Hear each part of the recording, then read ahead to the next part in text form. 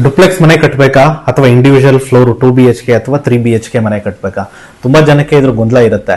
Friend ಹೇಳ್ತಾನೆ duplex ಮನೆ ಕಟ್ಟು ಮಗ ತುಂಬಾ ಚೆನ್ನಾಗಿರುತ್ತೆ ಅಂತ. ಕೆಲವು ಫ್ಯಾಮಿಲಿ ಅವ್ರು ಹೇಳ್ತಾರೆ ಇಲ್ಲ ತಿಂಗಳಿಗೆ ಬಾಡಿಗೆ ಬರೋ ತರ ಇಂಡಿವಿಜುವಲ್ ಫ್ಲೋರ್ ರೆಂಟೆಡ್ ಮನೆ ಮಾಡಿ ಅಂತ. ಹಾಗಿದ್ರೆ ಸೊ ನಿಮಗೆ ಯಾವ ಮನೆ ಸೂಟ್ ಆಗುತ್ತೆ ಅಂತ ನೀವು ಅನಲೈಸ್ ಮಾಡ್ಕೋಬಹುದು ಈ ರೀತಿ.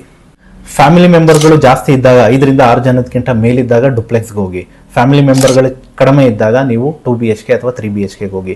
ಏಜ್ ಗ್ರೂಪ್ ತುಂಬಾನೇ ಇಂಪಾರ್ಟೆಂಟ್ ಆಗುತ್ತೆ. ನಿಮ್ಮ ಫ್ಯಾಮಿಲಿ ಜಾಸ್ತಿ ಏಜ್ ಆಗಿರೋ ಪರ್ಸನ್ಗಳಿದ್ದಾರೆ ಅಂತ ಅಂದ್ರೆ duplex not A suitable option.